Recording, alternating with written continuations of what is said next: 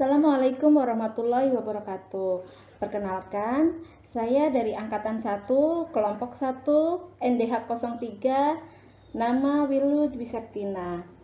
Pada kesempatan ini, saya akan mempresentasikan analisis isu efektivitas kinerja individu berdasarkan tupoksi saya sebagai apoteker. Praanalisis adalah identifikasi dari beberapa isu atau masalah yang telah saya temui seputar kinerja saya sesuai tupoksi apoteker. Yang pertama adalah ketersediaan obat yang kadang kosong dari instalasi farmasi kabupaten.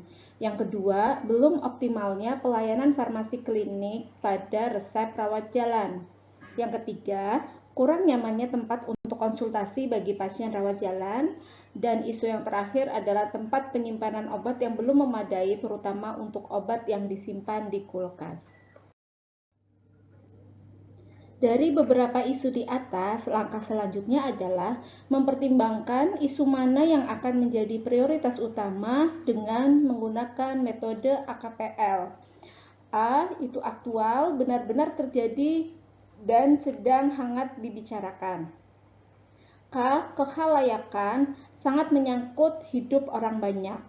P. Problematik, masalah yang sangat kompleks, perlu dicari solusinya. L. Layak atau kelayakan, berarti masuk akal atau realistis, relevan. Untuk yang menjadi prioritas adalah yang memiliki total skor paling tinggi. Setelah dianalisis dengan menggunakan metode AKPL, kemudian 3 isu yang memiliki total skor tertinggi akan dianalisis dengan metode USG. Metode USG, U atau urgensi, berarti mendesak dan harus ditindaklanjuti. S. Seriousness, serius dengan akibat yang ditimbulkan. G. Grow, seberapa besar memburuknya apabila tidak ditangani segera. Setelah dianalisis dengan menggunakan metode USG, maka diperoleh prioritas permasalahan berupa belum optimalnya pelayanan farmasi klinis pada resep rawat jalan. Prioritas permasalahan berupa belum optimalnya pelayanan farmasi klinik pada resep rawat jalan. Kemudian dilakukan beberapa langkah untuk didiagnosa penyebabnya dengan menggunakan metode fishbone diagram, di mana kategori yang pertama manusia, tidak ada tenaga apoteker yang melakukan penginputan resep bukan dilakukan oleh dokter. Kemudian kategori metode, penggunaan metode peresepan kurang sesuai. Kategori material, SOP pelayanan resep dan SOP alur pelayanan pasien. Kategori peralatan adalah perangkat komputer, jaringan, dan aplikasi.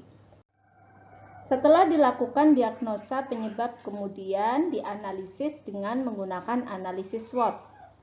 Kekuatannya ada apoteker, kemudian ada SOP pelayanan resep rawat jalan dan SOP alur pelayanan pasien rawat jalan. Untuk kelemahan, peresepan dengan menggunakan aplikasi Simpus belum optimal. Untuk opportunities, peran apoteker dalam peningkatan pelayanan kefarmasian, terutama pengkajian resep, dan traits, penginputan resep oleh tenaga selain dokter, dan kurang pemahaman mengenai obat.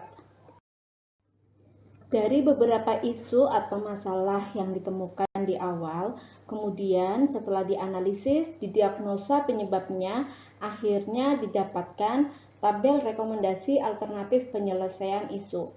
Isu yang diangkat adalah pelayanan farmasi klinis pada resep rawat jalan yang belum optimal.